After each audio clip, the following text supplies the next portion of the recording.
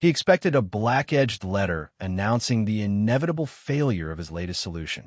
He expected a solicitor's bill for services rendered in the disposal of a problem. He expected, at the very least, a quiet crumbling, a slow surrender to the damp and the rot he had sentenced her to. He did not expect to return to the skeleton of his ancestral home to find it breathing. He did not expect the scent of baking bread where there had only been mildew. He did not expect the sound of his daughter's laughter, a sound he had thought buried with her mother. And he certainly did not expect to find the woman he had sent there to quietly fade away, not frail and fading, but magnificent, ink-stained, and radiating an authority more absolute than his own ducal signet. He had abandoned her in a tomb, but she had resurrected it, and in doing so, had laid a siege to the carefully constructed emptiness of his own heart. The solicitor's office was a monument to the color gray. Gray light filtered through a tall, grimy window, illuminating motes of dust that danced a frantic, silent jig. The air smelled of old paper, sealing wax, and the slow, inevitable decay of things left too long in the damp London air. It was a smell Alastair, the Duke of Blackwood, knew intimately. It was the scent of duty, of endings, of transactions stripped of all sentiment. He stood by the window, his back to the room, a tall, imposing silhouette against the muted light. His hands were clasped behind his back, the leather of his gloves creaking softly with a tension that was the only sign of his impatience. He was a man hollowed out by responsibility, his emotions packed away like winter clothes, leaving only the stark framework of rank and obligation. Across the room, seated in a hardback chair that seemed designed to punish its occupant, Ilara Vance tried not to cough. The effort sent a sharp, painful stitch through her side. She pressed her lips together, focusing on the intricate patterns of wear on the threadbare rug. She was a study in poverty's subtle artistry. The darned cuffs of her gray dress, the faint sheen of wear on the elbows, the careful way she held herself to minimize the appearance of her thinness. Her only asset was a pair of lucid, intelligent eyes that missed nothing, even as she feigned a meek and downward gaze. Beside her, her uncle, Mr. Hemlock, a man whose ambition had always outstripped his means, was sweating, dabbing at his florid face with a crumpled handkerchief. "Your Grace," the solicitor, Mr. Abernathy, began, his voice dry as old parchment. "All is in order.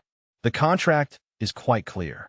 A position as governess for the duration of 1 year, with the possibility of extension.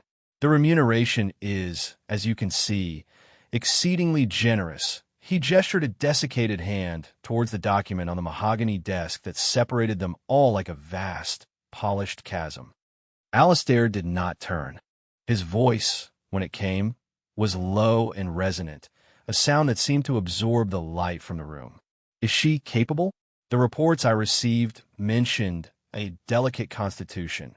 The words were clinical, the assessment of livestock. Mr. Hemlock surged forward in his seat. "A passing malady, Your Grace. Nothing more. A touch of lung fever last winter, but she is quite recovered. Strong as a horse, my Ilara. And clever. Reads Latin, you know. And her sums are impeccable." Ilara flinched inwardly at the bovine comparison. She was not strong as a horse. She was strong as a survivor, a creature who had learned to hoard her energy, to ration her breath, to live in the quiet margins where no one expected much of her. This position was not a choice, it was a lifeline. After her parents' deaths and the subsequent collapse of their modest finances, she had become a burden her uncle was all too eager to shed.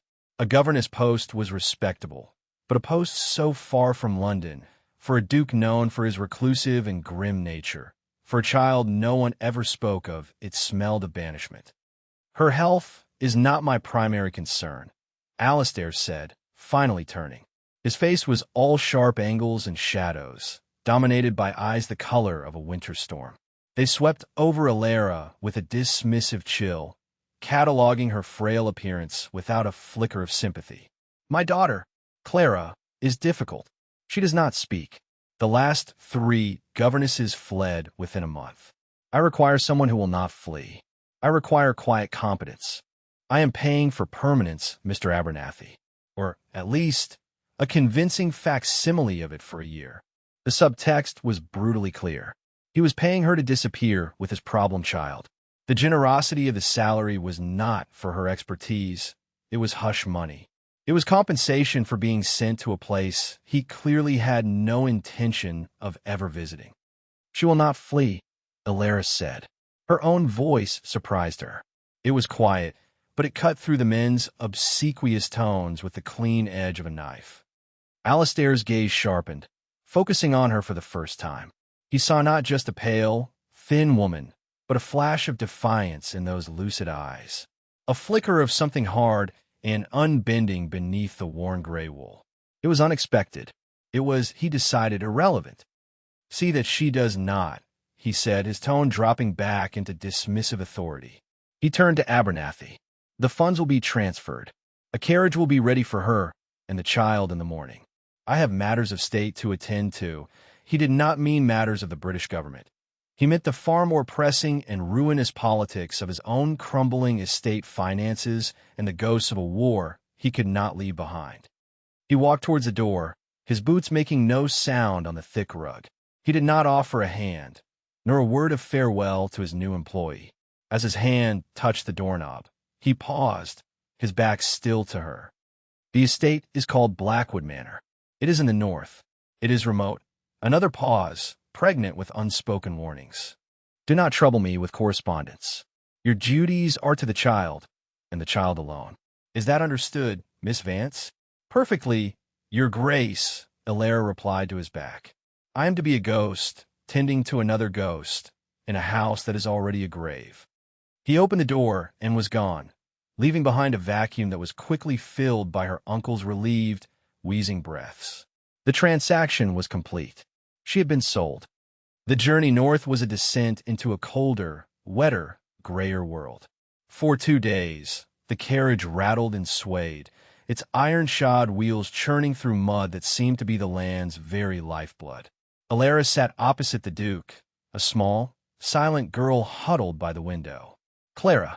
She was perhaps 7 years old, a miniature of her father in her solemnity, with the same stormy eyes and a pale face framed by a mass of dark, untamed curls.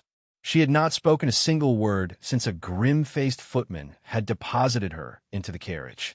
She had simply stared out at the passing landscape of skeletal trees and weeping gray skies, her small hands clenched in the fabric of her black dress. Alistair had not spoken either. He sat with a portfolio of documents on his lap, his attention fixed on columns of figures and dense paragraphs of legal text. He was a man sealed within himself, the carriage a mere container for his physical presence while his mind dwelled elsewhere, in a place of debt and strategy and failure.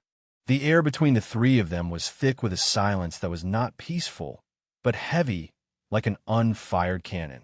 Alara could feel the sheer force of his will, the power he exerted just by existing, a gravitational pull that demanded quiet and deference. He did not look at his daughter. He did not look at the woman he had hired to care for her.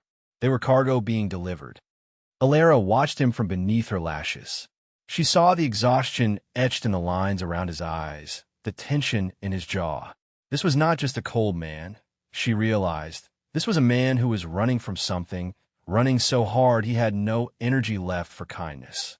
He was retreating from the world, and he was taking his daughter with him, locking her away in this remote place with a paid stranger as her jailer.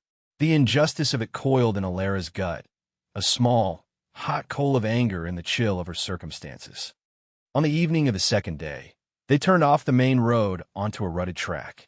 The trees, ancient oaks and beeches, closed in around them, their branches dripping with rain and cloaked in moss, forming a dark, dripping tunnel.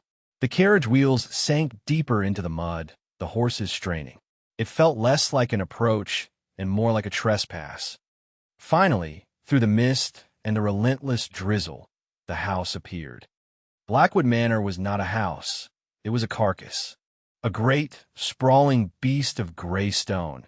It slumped against the bruised sky, its slate roof sagging in places like a broken spine. Entire wings were dark, their windows boarded over or gaping like empty eye sockets.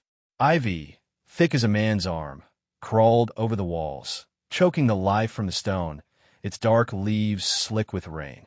It was a place that had given up, a monument to neglect, a rotting tooth in the jaw of the desolate landscape. The carriage shuddered to a halt before a massive, iron-studded door. No lights shone in welcome. No servants rushed out to greet their master. There was only the sound of the rain and the tired snorting of the horses. Alistair finally closed his portfolio.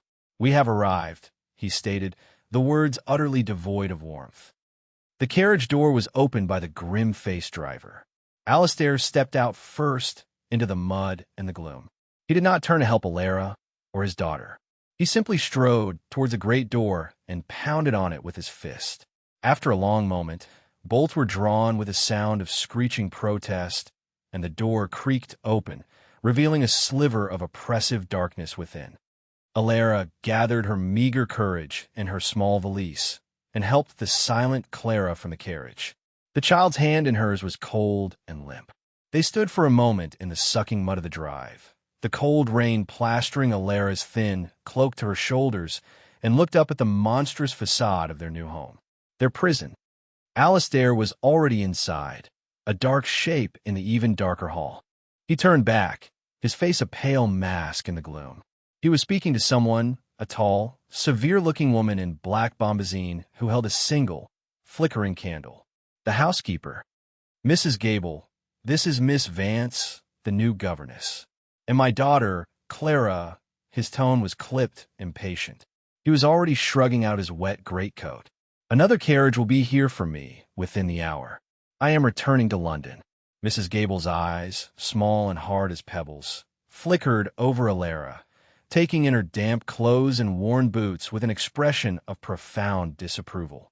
The look was not one of welcome, but of weary expectation. Another one, another lamb for the slaughter. Alistair took a step back towards the door, his gaze falling upon Alara and Clara, huddled together in the rain. He looked at them as if they were strangers he had passed on the street. His focus was on departure, on the clean escape back to the world of politics and ledgers, a world that, for all its frustrations, was at least devoid of the suffocating history of this house. He addressed Alara directly, his voice cutting through the sound of the rain. "Your instructions are clear. See to the child." He paused, and for a moment, something flickered in his winter storm eyes, a trace of something that might have been regret, or perhaps just weariness so profound it mimicked emotion. "Do what you must. Try not to fail too quickly." It was the closest thing to an encouragement he could offer, and it was colder than the rain running down her neck. It was not a wish for her success, but a request to be bothered as little as possible by her inevitable defeat. He turned without another word and disappeared back into the darkness of the house. Alara stood rooted in the mud, the cold seeping into her bones. The child's hand tightened in hers, a small, desperate anchor in a sea of hostility. He had brought them to this place, this tomb, and left them on its doorstep. He had abandoned them. He had not looked back. The room they gave her was in the supposedly habitable East Wing, but the term was generous. It was a vast, cold chamber with a ceiling so high it was lost in shadows. A threadbare Aubusson carpet, its vibrant colors faded to murky ghosts of their former glory, did little to conceal the chill radiating from the floorboards. A constant, insidious draft snaked in from the ill-fitting window frame, carrying with it the scent of damp stone and decaying leaves. It stirred the heavy, moth-eaten velvet curtains, making them whisper and sigh like asthmatic specters. The air was thick with the smell of cold ash from the fireplace, which had not seen a proper fire in what felt like a generation. For the first week, Alara felt the house actively trying to kill her. The dampness settled deep in her lungs, reviving the familiar ache from the previous winter's illness. She spent most of her time huddled in a great, canopied bed that felt less like a place of rest and more like a sarcophagus, buried under a mountain of musty quilts that offered weight but little warmth. Mrs. Gable, the housekeeper, ruled the domestic sphere with an iron fist and a sour face. She seemed to view Alara not as the governess, but as another mouth to feed, another problem foisted upon her by an absent master. Meals appeared on a tray: thin gruel, stale bread, weak tea, delivered by a skittish maid who would not meet her eye. They were meals for an invalid, for someone who was expected to quietly wither away. And then there was Clara. The child was a ghost in her own home. She would sit for hours in a chair by the cold hearth in Alara's room, a small porcelain doll in her lap, her expression blank, her stormy eyes fixed on nothing. She did not speak. She did not cry. She barely moved. She was a vessel of silence, a perfect reflection of the house's oppressive emptiness. Mrs. Gable informed Alara, with a certain grim satisfaction, that this was the child's way. She has not uttered a sound since the Duchess passed, the housekeeper had declared, her words dropping like stones into the quiet room. Alara tried. She read aloud from books of fairy tales, her voice growing hoarse in the vast, cold room. She tried to engage Clara in simple games. Her overtures met with a profound, unnerving stillness. The child was a fortress, and Alara had no weapons to breach its walls. The despair was a physical thing, a cold, heavy weight pressing down on her chest, making each breath a conscious effort. She was failing, just as the Duke had expected, just as Mrs. Gable clearly anticipated. She would lie in the cold bed, listening to the wind howl around the eaves and the scuttling of mice in the walls, and feel herself shrinking, fading into the damp and the gloom. This was how it ended, not with a bang, but with a slow, mildewed whimper. One morning, a sliver of watery sunlight, a rare and precious commodity, pierced the gloom of the room. It fell across the floor, illuminating a patch of the faded carpet, revealing a ghostly image of a leaping stag. Alara was propped against the pillows, a tray with its offering of grayish gruel on her lap. She looked at the gruel. She looked at the dust motes dancing in the sunbeam. She looked at Clara, a small, silent statue in her chair. And something inside her snapped. It was a feeling of white-hot clarity, a sudden, violent rebellion against the suffocating narrative that had been written for her. She was not a dying woman. She was not a feeble invalid to be managed and tolerated until she expired. She was Alara Vance. She had survived poverty and grief and her uncle's callous ambition. She would not be defeated by a drafty house and a sour-faced housekeeper. She pushed the tray away, the bowl of gruel slopping onto the quilt. The small act of rebellion sent a jolt of adrenaline through her. She was done being a victim. She swung her legs out of the bed, her bare feet hitting the icy floorboards with a shock that was strangely invigorating. The cold shot up her spine, a jolt of pure, physical reality. She stood, swaying for a moment, her head light, but her resolve was a rod of iron within her. "Move my things," she said. Her voice was rusty, but it held a new, unfamiliar note of command. Clara's head lifted, her wide, silent eyes fixed on Alara. It was the first real reaction she had elicited from the child in a week. A young maid, Betsy, had just entered the room to collect the tray. She froze, her eyes wide with alarm. "Miss, you heard me," Alara said, her voice gaining strength. She pointed a trembling but determined finger toward a smaller, adjoining room, a dressing room, long unused. It was a fraction of the size of the bedroom, but it had a smaller fireplace and only one window. "Move my bed into that room, and the child's cot. We will live in there, and we will have a fire, a real fire, every day, and you will board up the door to this mausoleum." Betsy looked terrified, her gaze darting towards the door as if expecting Mrs. Gable to materialize. But Mrs. Gable said, "I do not care what Mrs. Gable said." Alara cut in, her tone sharp as broken glass. "The Duke hired me. My instructions are to care for the child. I cannot do that if we both freeze to death. Do it, now." For a long, tense moment, the maid hesitated. Then, something in Alara's face, the blazing light in her eyes, the utter refusal to be denied, made her move. She gave a jerky nod and scurried from the room. Alara had won her first battle. It was a small victory, but it felt monumental. She had stopped acting like a dying woman and had started acting like a living one. She looked at Clara, whose gaze had not left her face. For the first time, there was something other than emptiness in the child's eyes. It was a flicker of curiosity, a spark in the darkness. The takeover of Blackwood Manor began not with a bang, but with the scrape of a bed frame being dragged across a wooden floor. Alara's relocation to the small dressing room was a declaration of war against the house's oppressive scale. With the connecting door to the cavernous bedroom boarded over with loose planks found in a stable, the small room became defensible. It could be heated. A roaring fire in its small hearth became the heart of their new, miniature world. The warmth pushed back the damp, and with it the despair. Her next target was the kitchens. She descended the grand, decaying staircase, her hand trailing over the grimy, carved banister, and followed the scent of boiled cabbage and hopelessness to the domestic quarters. She found Mrs. Gable presiding over a vast, chilly kitchen where a single, sullen pot bubbled over a meager fire in a range built to roast an ox.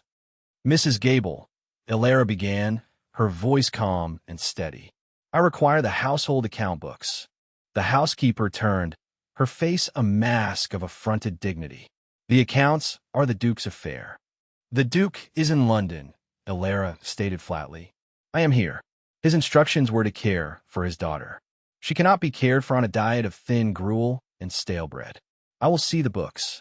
The sheer audacity of the request left the housekeeper momentarily speechless. Governesses were meant to be timid creatures, confined to the nursery and their station. They did not demand ledgers. But Alara did not move. She stood, a slender, unyielding figure in the center of the cold stone floor, and simply waited. The silent battle of wills lasted for a full minute before Mrs. Gable, with a sniff of disgust, jerked her head toward a small, cold office off the kitchen. "As you wish, miss. You will find them in a state, just like everything else." The ledgers were a disaster. They were a testament to years of neglect and petty pilfering. Tradesmen were overcharging for phantom repairs. Supplies were being ordered in quantities far exceeding the needs of the skeleton staff. It was a slow, steady bleed, 1,000 tiny cuts that were draining the estate dry. For 3 days, Alara sat at the dusty desk in the cold office, a shawl wrapped around her shoulders, a pot of strong tea at her elbow. She worked with a focused, ruthless intensity, her pen scratching across fresh sheets of paper, her mind, trained in the harsh school of her own family's bankruptcy, seeing patterns and solutions where others saw only chaos. She was magnificent. She slashed expenses with brutal pragmatism. The order for French wine was canceled. The contract with the butcher from the distant town, who was clearly overcharging, was terminated in favor of purchasing from a local farmer. She found records of land leases that had not been collected in years. She penned letters in her neat, clear hand, their polite language belying a core of steel demanding payment. Her next move was to walk the grounds. She found the head groundsman, a gnarled, weathered man named Finch, attempting to scythe a path through the wilderness that had once been a lawn. He regarded her with the same weary suspicion as the rest of the staff. "Mr. Finch," she said, pulling her shawl tighter against the wind. "The kitchen gardens. Where are they?" He gestured with his scythe toward a series of walled enclosures, their gates hanging from broken hinges, the beds within a riot of weeds and thorns. "Been fallow for a decade, Mississippi. Nothing grows there now but nettles." "We will make them grow again," Alara declared. "Tomorrow morning, I want the south-facing garden cleared. We will plant wintergreens, kale, leeks, anything that will grow in this soil. The household will eat what we produce." Finch stared at her as if she had sprouted a second head. "There's just me, Mississippi, and Tom, the stable boy. That's a month's work." "Then we had best start tomorrow," she replied, and turned back to the house. The next morning, as the gray dawn broke, Alara was in the walled garden, her sleeves rolled up, an old pair of gardening gloves she had found in a potting shed on her hands. She was pulling up nettles, her face set with determination. After an hour, a shadow fell over her. It was Finch holding a spade. He did not say a word. He simply walked to the far end of the bed and began to dig. His loyalty, she knew, was not yet won, but his respect had been pricked. He was a practical man, and he recognized another practical soul when he saw one. Slowly, painstakingly, the house began to change. The transformation was not grand, but it was real. Alara abandoned the entire west wing, ordering the doors locked, the windows shuttered. They would live in a small, defensible section of the east wing. The consolidation saved a fortune in firewood and manpower. The scent of baking bread, made from flour she had procured from a local mill at a fair price, began to replace the smell of mildew in the kitchen. The staff, seeing that their new rations were better, that there was a purpose to their days, began to thaw. Mrs. Gable remained a bastion of hostile disapproval, but her authority was being eroded with every practical, successful decision Alara made. But Alara's greatest project was Clara. She brought the child with her everywhere. Clara sat on a stool in the corner of the kitchen while Alara kneaded dough, her silent eyes watching. She followed Alara into the garden, a small shadow, and watched as she and Finch planted neat rows of seedlings. Alara did not force her to talk. She simply included her, narrating her own actions in a calm, steady voice. Now we will add the yeast. See how it bubbles? And here, we must make sure the soil is firm around the roots to keep the plants safe. One afternoon, weeks into their new routine, Alara was in the newly claimed sitting room, a small parlor she had ordered cleared and cleaned, mending one of Clara's dresses. A fire crackled in the hearth. The room was warm and smelled of beeswax and wood smoke. Clara was on the floor, not with her porcelain doll, but with a small basket of wooden offcuts Finch had given her. Without any preamble, a small, clear voice filled the quiet room. It is a house. Alara's needle stopped. She held her breath, her heart hammering against her ribs. She looked down. Clara was pointing a small finger at a clumsy arrangement of the wood blocks. She had built a small, lopsided structure. A house. Alara let out her breath slowly. She did not cheer or make a fuss. She simply looked at the wooden blocks and nodded, a slow, genuine smile spreading across her face. Yes, she said softly. It is a very fine house. The fortress had a door, and Clara had just opened it. From that day on, the words came in a trickle, then a stream. The silence was broken. The house, or at least their small corner of it, was no longer a tomb. It was fiercely, stubbornly alive. 6 months after his departure, the Duke of Blackwood returned. He came not in a grand carriage, but on the back of a single, mud-splattered horse, arriving unannounced in the dead of a November afternoon. He was a man flayed raw. The political machinations in London had ended in his utter humiliation. A carefully constructed coalition had collapsed. A vital bill he had championed had been defeated, and his fortune, already precarious, had taken another devastating blow. He was exhausted, soul deep, and he was running again. This time, he was not running from the ghosts in his ancestral home, but from the fresh, screaming failures of his public life. He sought only the silence of the grave he had left behind, a place to lick his wounds in the familiar gloom. He did not expect the gate to be repaired. The iron, once rusted and hanging from a single hinge, now swung smoothly, a fresh coat of black, paint gleaming wetly in the drizzle. He rode through it, a frown creasing his brow. He did not expect the drive, once a quagmire of mud and weeds, to be cleared and laid with fresh gravel that crunched under his horse's hooves. He looked towards the house, and the frown deepened into a look of sheer disbelief. He expected ruin. He expected boarded windows and a deeper rot. He did not expect to see smoke. Not a thin, pathetic wisp, but a thick, confident plume of white smoke rising from a chimney in the east wing, a bold declaration of life and warmth within. He saw that the ivy had been cut back from the windows of that wing, the glass panes clean and reflecting the gray sky. The west wing was dark and shuttered, more so than before, as if it had been amputated to save the main body. It was strategic. He dismounted, his legs stiff, his body aching.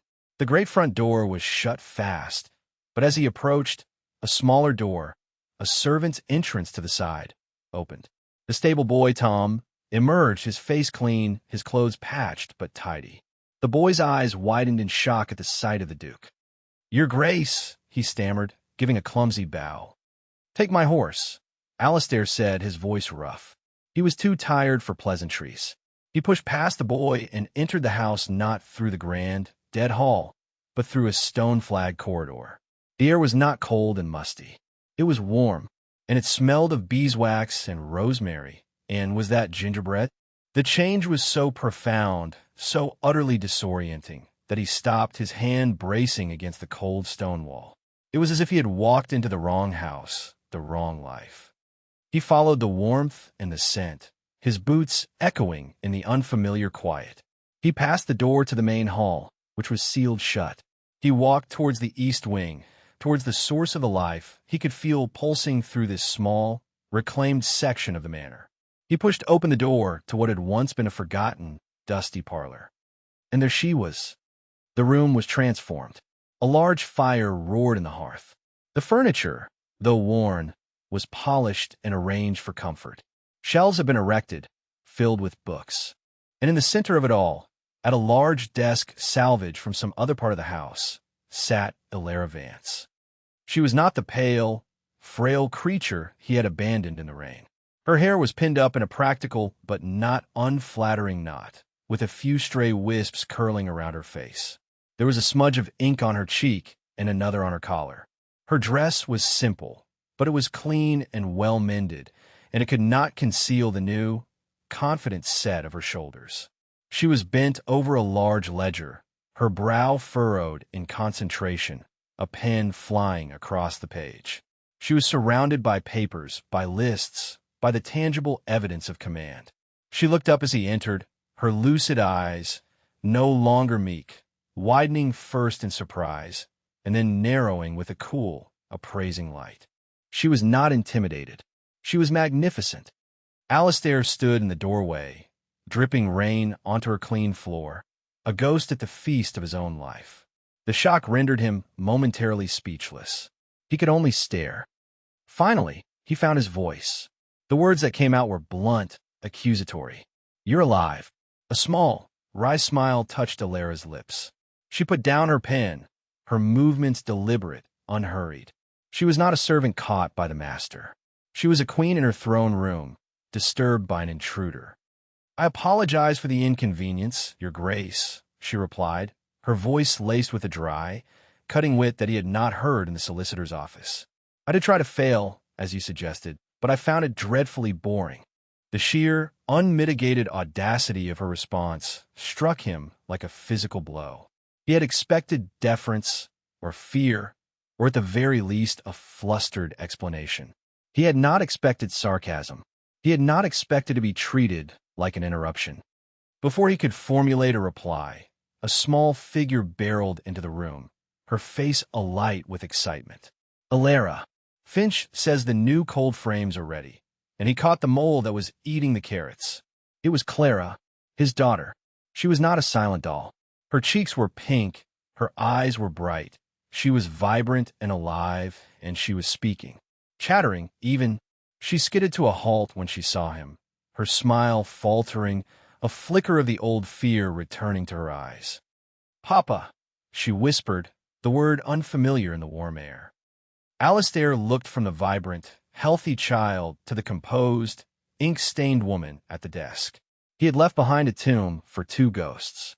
He had returned to find a home built by a woman he had intended to discard, a home in which he was now the stranger, the specter at the door. "What have you done?" he asked, the question directed at Illyria, his voice a low rumble of confusion and disbelief. Illyria leaned back in her chair, the picture of calm authority. "My job, Your Grace," she said coolly. "I've been seeing to the child." The power dynamic in Blackwood Manor shifted the moment Alistair crossed the threshold of the parlor. He was the Duke, the owner of every stone and splinter of the estate, yet he was an intruder. The very air he breathed was of her making, the warmth from a fire she had ordered lit, the scent of food from a kitchen she commanded. He stalked the corridors of the East Wing like a caged wolf, a stranger in the geography of his own home. Doors that had been open were now locked. Rooms that had been tombs were now alive. It was deeply, profoundly unsettling. His authority, once absolute, was now a flimsy, theoretical thing. When he tried to give an order to Betsy, the maid, she looked at him with wide, panicked eyes and stammered, "I'll have to ask Miss Vance, Your Grace." When he confronted Finch in the courtyard about the unauthorized construction of the cold frames, the gnarled groundsman simply touched the brim of his cap and said, "The governess thought it best, Your Grace." For the winter greens, the unspoken addendum hung in the air. And what the governess thinks is what gets done here. Her authority was not derived from a title, but from competence. It was practical, earned, and therefore far more absolute than his own. The confrontations between him and Alara were brief, sharp, and charged with a tense, crackling energy. He would find her in the study, poring over his ledgers, and feel a surge of irrational anger. "Those are my private accounts," he bit out one evening, standing over her desk, trying to use his height and presence to intimidate her, as he always had. She did not even look up from the column of figures she was adding. "They are the household accounts, Your Grace, and they were in a state of catastrophic neglect. Unless you wish for the bailiffs to be your next uninvited guests, I suggest you allow me to continue." Her calm dismissal of his ducal rage was more infuriating than any argument. He felt like a boy stamping his foot, demanding to be noticed. He tried to reassert his control through criticism. "You've closed off half the house. I've saved us from heating rooms no one uses," she countered, finally meeting his gaze, her own clear and steady. "It is called pragmatism. You might find it useful." The situational irony was not lost on him. He, the ruthless pragmatist in London politics, the man who cut losses and alliances without a backward glance, was being lectured on pragmatism by a penniless governess who was, by all rights, his employee. He was the Duke, and yet he found himself sleeping in a guest room that she had deemed acceptable, eating meals that she had planned, his days dictated by a domestic rhythm that she had created. The most galling part was that it worked. The house was running more efficiently and economically than it had in his father's time. He could not, in good conscience, fault her methods. He could only resent her for them. His relationship with his daughter was another source of profound dislocation. Clara, who had been a silent, mournful echo in the vast house, was now a person. She read, she chattered, she had opinions. But her world revolved around Alara. It was Alara says, and Alara showed me. When Alistair tried to speak to her, the child would fall quiet, her gaze darting to Alara for reassurance, as if he were a dangerous outsider. He was the father, but Alara was the center of her universe. One evening at supper, a simple but delicious meal of rabbit stew and fresh bread served in the small, warm dining room Alara had established. The tension was palpable. Alistair sat at the head of the table, a thunderous expression on his face. Alara sat opposite, composed and serene. Clara sat between them, a small boat in a stormy sea. Alistair had spent the day riding the estate, surveying the extent of the rot he had inherited, the visit only deepening his foul mood. He returned cold, wet, and bitter. Alara, meanwhile, had successfully negotiated the sale of a stand of dying timber to a local lumberman, securing funds that would see them through the winter. She was quietly triumphant.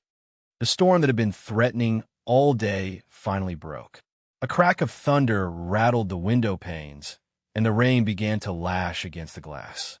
The lights flickered. Clara flinched, her eyes wide. Another crash, louder this time, directly overhead. The sound was immense, a violent tearing of the sky. Alistair froze.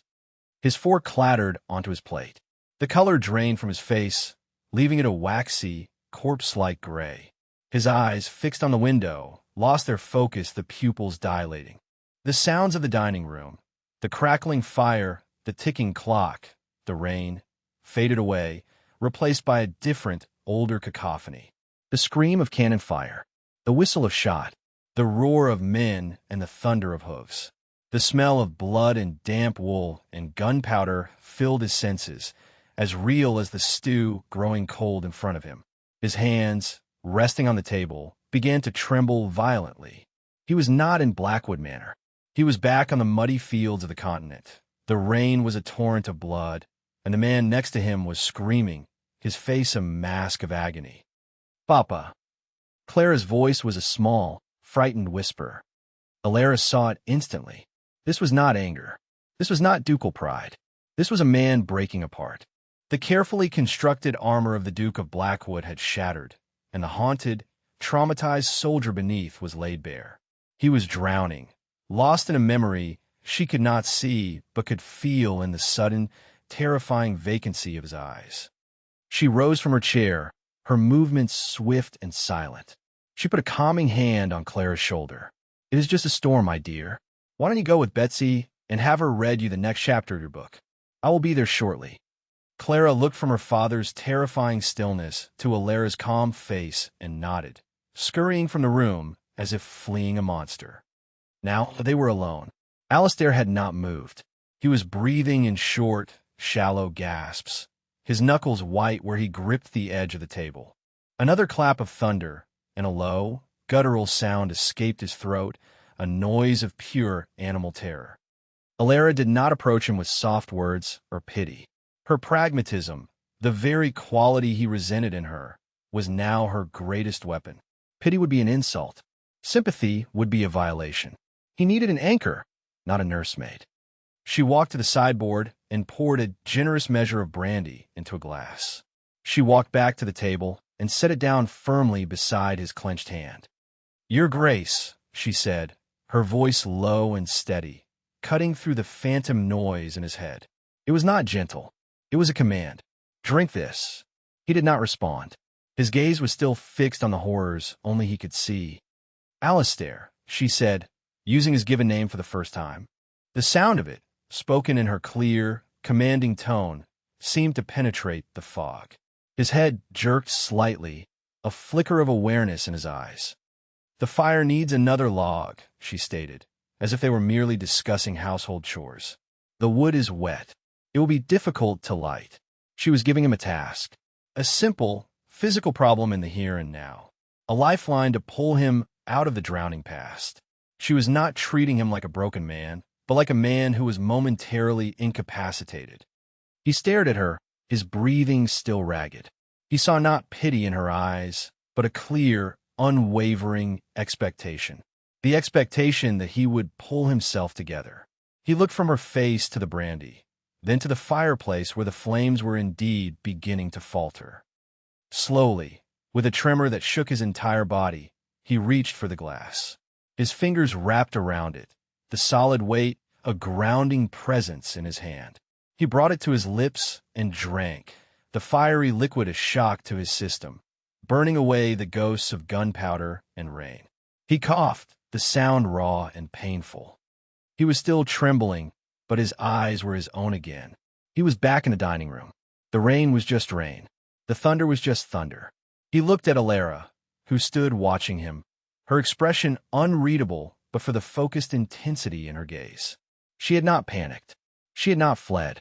She had seen the raw, ugly truth of him, the broken soldier beneath the ducal robes, and she had not flinched. She had simply managed. He was the Duke of Blackwood, a man of immense power and influence. And in his moment of complete collapse, he had been saved not by his title or his wealth, but by the steady, pragmatic nerve of a woman he had sent to this house to die. The realization was as devastating and as grounding as the storm itself. The aftermath of the storm was a profound and unnerving quiet. The rain softened to a gentle patter, and the thunder retreated, grumbling, into the distance. Inside the small dining room, the silence was even deeper. It was a silence stripped of its previous hostility, no longer a weapon, but a space for recovery. Alistair sat slumped in his chair, the empty brandy glass before him, the tremors slowly subsiding. He felt scoured, emptied out. The carefully maintained facade he presented to the world, and to himself, lay in ruins around him. Alara did not speak. She simply moved about the room with quiet purpose. She added a log to the fire, the crackle and spit of the fresh with a comforting, domestic sound. She began to clear the table, stacking the plates without a clatter. It was a simple act of care, but it was also a reclamation of normalcy. She was not treating him as an invalid to be hovered over. She was treating the situation as an incident, now past, from which they would both move on. The practicality of it was a balm to his shredded nerves. He watched her through heavy-lidded eyes. He should have been humiliated. A man of his station, of his reputation for iron control, falling apart at the sound of thunderstorm like a frightened child. He should have been furious at her for witnessing it. But he felt neither. He felt only a vast, hollow weariness and a strange, grudging sense of gratitude. She had not offered him the cloying pity that he so despised. She had offered him a task, an anchor. She had treated his breakdown as a practical problem to be solved, just as she had treated the leaky roof and the empty larder. Finally, he spoke, his voice a raw rasp. The accounts. Alara paused, a plate in her hand. She looked at him, her expression questioning. You said they were a mess, he clarified, the confession of failure costing him more than he would ever admit. My London ventures, they did not go well. I am closer to ruin than you imagine. It was an admission of weakness he had never made to another living soul. He was handing her a weapon, a piece of knowledge she could use against him. He did not know why he did it. Only that the artifice of being the all-powerful Duke was too heavy to maintain any longer. She placed the plate down on the sideboard and turned to face him fully. Her response was not one of alarm or satisfaction at his downfall. It was pragmatic, accepting. I know, she said simply. I've been looking at the numbers for 3 months. The ruin is not theoretical, Your Grace. It is a mathematical certainty, if things continue as they were. There was no, I told you so. There was no judgment. There was only a shared acknowledgement of a difficult truth. She walked back to the table, but instead of sitting in her own chair, she pulled one closer to his, a co-conspirator rather than an opponent. She gestured to the papers she had been working on earlier, which she had brought in from the study. But not an inevitable one. The sale of a North Woods timber will cover the debts to the local tradesmen. I have taken the liberty of drafting new lease agreements for the tenant farms. The old rates were insultingly low. Finch and I have calculated that if we can get the old mill running again, we can grind our own flour and sell the surplus. It requires an initial outlay for the repairs, but the return would be substantial within a year. She spoke of his lands, his finances, his ancestral properties, with an intimacy and understanding that he himself had never possessed. He had always seen Blackwood as a burden, a drain on his resources, a symbol of his family's slow decline. She saw it as a system, a set of assets to be managed, a problem with a solution. For the first time, they were not adversaries. They were two people looking at the same impossible task. He reached out a hand, his fingers still not entirely steady, and pulled one of the sheets towards him. It was a detailed projection of costs for the mill repair.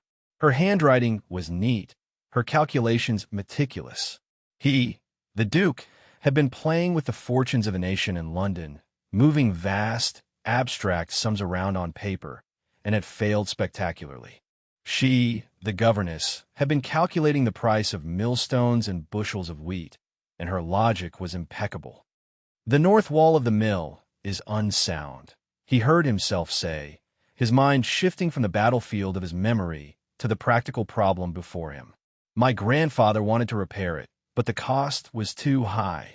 Finch says we can use stone from the collapsed West Wing barracks, she countered immediately. The material is already here. It's the labor that will cost us. The silence that fell between them now was different. It was the comfortable, productive silence of two people working together. He picked up a pen, his pen, from where it lay on her stack of papers. He dipped it in the inkwell and, on a blank corner of the sheet, began to sketch a rough diagram of the mill structure, his hand moving with a long-forgotten certainty. A log shifted in the fire, sending up a shower of sparks. Outside, the rain had stopped. In the quiet of the room, amidst the wreckage of his pride and the ruins of his estate, something new was being built. A partnership. The weeks that followed the storm settled into a new rhythm. The truce, born in the crucible of Alistair's crisis, solidified into a quiet, functional partnership. He did not reclaim his authority in a grand ducal pronouncement. He simply began to participate. He rose early, not to brood or ride out his black moods, but to meet Finch at the dilapidated mill, his fine London boots covered in mud, his nobleman's hands learning the rough texture of stone and damp timber. He had an engineer's mind, a forgotten talent from his university days, and he saw the structural problems with a clarity that complemented Alara's financial acumen. She, in turn, ceded ground without a fight. When he sat down at the desk in the study, she did not challenge him. She simply pulled up another chair, and the study became their shared command center. They would work for hours in a comfortable silence, the only sounds the scratch of their pens and the rustle of paper. He brought his knowledge of law and contracts to her pragmatic plans, refining her lease agreements, finding clauses in old deeds that gave them rights they had not known they possessed. She brought her ruthless understanding of economy to his grander visions, grounding his ideas in the stark reality of their limited funds. They were two halves of a single, ruthlessly efficient mind. One afternoon, Alara was on a ladder in the library, a room they had decided to reclaim, trying to reach a book on crop rotation from a high shelf. The book was wedged tightly.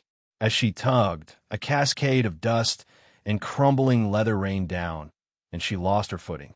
She gave a small cry, her arms windmilling.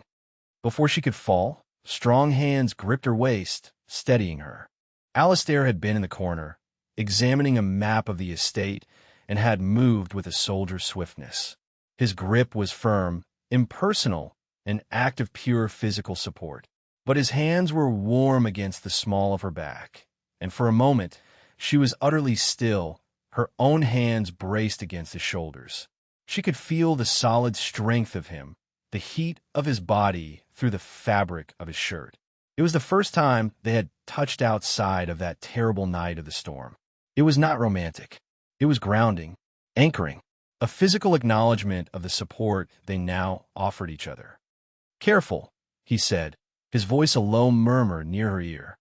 "The book was stubborn," she replied, her own voice a little breathless. He held her steady until she had regained her balance on the ladder. When he let go, the absence of his touch was a palpable thing. Neither of them spoke of it, but the moment lingered in the quiet air of the library. The change in him was most apparent in his interactions with Clara. He started to see her not as a symbol of his past failures, but as the person she was now. He would listen, a quiet, almost stunned expression on his face, as she chattered to Alara about her lessons or a new flower in the garden. One evening, he brought a small, intricately carved wooden bird to the dinner table. "I found this in one of the old chests," he said, his voice stiff with unaccustomed gentleness. He held out to Clara. "It was mine when I was a boy." Clara looked at the bird, then at Alara, who gave her a subtle, encouraging nod. The child took the bird, her small fingers tracing its delicate wings. "Thank you, Papa," she whispered. Later that evening, as Alara was tucking Clara into her bed, the little girl held the bird tightly. She looked up at Alara, her stormy eyes, so like her father's, filled with a child's simple, profound wisdom. "Papa only laughs when you are here," she said. The words struck Alara with the force of a physical blow. Laughs. She had never heard Alistair laugh. She had heard him speak, command, argue, even groan in despair. But laugh? The idea was so foreign it was almost absurd. And yet, the child stated it as a simple fact. She realized Clara did not mean a great, booming sound of mirth. She meant the small things Alara had begun to see. The slight upward quirk of his lips when she made a particularly dry comment. The brief, warm gleam in his eyes when a plan came together. Those were his laughter, and he had only shown them since she had forced her way into his frozen world. The child's innocent observation laid bare a truth Alara had been unwilling to confront. Her presence here was not just a matter of practical necessity anymore. She was not just restoring a house. She was in some small, terrifying way restoring a man. And the realization sent a tremor of fear and something else, something warm and dangerous, through her. The first snow of winter fell in early December, a thick, silent blanket that transformed the grim landscape into a place of stark, clean beauty. It muffled the world, insulating Blackwood Manor from everything beyond its repaired gates. Inside, the house was a fortress of warmth and life. The larders were full. The fires burned brightly. The quiet partnership between the Duke and the Governess had borne fruit. They had not saved the estate, not yet, but they had hauled it back from the brink. They had created a pocket of solvency and security in a world of debt and decay. The peace was shattered by the sound of a horseman, riding hard through the snow. Alistair and Alara were in the study, a single lamp burning between them, their heads bent over a map of the tenant farms. The sound of the frantic hoofbeats was an intrusion from another world, a world they had both forgotten. Finch met the rider at the door. A few moments later, he appeared at the study door, his face grim, holding a dispatch sealed with the imposing sigil of a senior minister of the crown. "For you, Your Grace," Finch said, his gaze flicking nervously between Alistair and Alara. "The rider says it is urgent." From London. Alistair took the dispatch. The heavy parchment felt alien in his hand, a relic from former life. He broke the seal, his movement stiff. As he read, the man who had mended stone walls and calculated the yield of a wheat field vanished, replaced by the Duke of Blackwood, the political operator. A muscle feathered in his jaw. The world of duty, of obligation, of the endless, soul-crushing game had found him. Alara watched him, her heart sinking. She felt a sudden, piercing cold that had nothing to do with the winter outside. The fragile world they had built was about to be torn apart. His expression was one she recognized, the closed-off, remote look he had worn when he first abandoned her here. He was already gone. His mind was in London, weighing strategies, calculating odds. She stood up, her own movements becoming formal, guarded. The easy intimacy of their partnership evaporated, replaced by the rigid structure of their respective stations. Governess and Duke. Employee and master. "You will be leaving, of course," she said. It was not a question. It was a statement of fact, delivered in a cool, brittle tone that was a defense against the pain lancing through her. She was put her walls back up, stone by painful stone. She had allowed herself to believe, for a short time, that this small world was real. She had been a fool. He was a duke. His duty was to the crown, to his name, to the world of men and power. It was not here, in a half-ruined house with a governess and his forgotten child. Alistair looked up from the letter, his stormy eyes unreadable. "The government is on the verge of collapse," he said, his voice distant. "My old coalition is being reformed. They need my vote, my influence." "Then you must go," Alara said, her voice clipped and formal. She turned away from him, busying herself by straightening papers on the desk, unable to let him see the devastation on her face. "I will ensure the work on the mill continues in your absence. Your horse will need to be readied. I will inform the stables." She was dismissing him, the mistress of the house, efficiently arranging the departure of a guest. The irony was savage. He did not answer immediately. The silence stretched, thick with unspoken words. She heard him rise from his chair. She heard his footsteps on the wooden floor as he walked not to the door, but to the fireplace. She refused to turn. She kept her back to him, a rigid line of defiance against the shattering of her hopes. "My duty," he said, his voice quiet, but with a new, strange timbre she had never heard before. "For my entire life, my duty has been a chain. It bound me to my father's debts, to the expectations of my title, to a political game I grew to despise. It was my duty to go to war. It was my duty to try and fix what could not be fixed in London. It was my duty to be the Duke of Blackwood, a hollow man in a hollow title." He paused. She heard the crackle of parchment. "When I came back here, I was not looking for a home. I was looking for a grave, a quiet place to let the rot consume me, just as it was consuming this house." He took a step closer. She could feel his presence behind her, a warm, solid weight in the cold room. "You did not let it," he continued, his voice a low, resonant rumble that vibrated through her.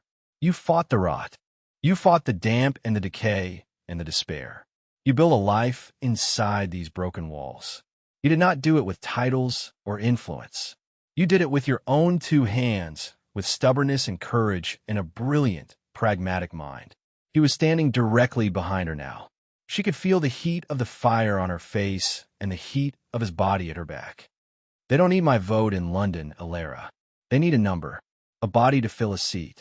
My influence is an illusion. The game will go on without me. It always does.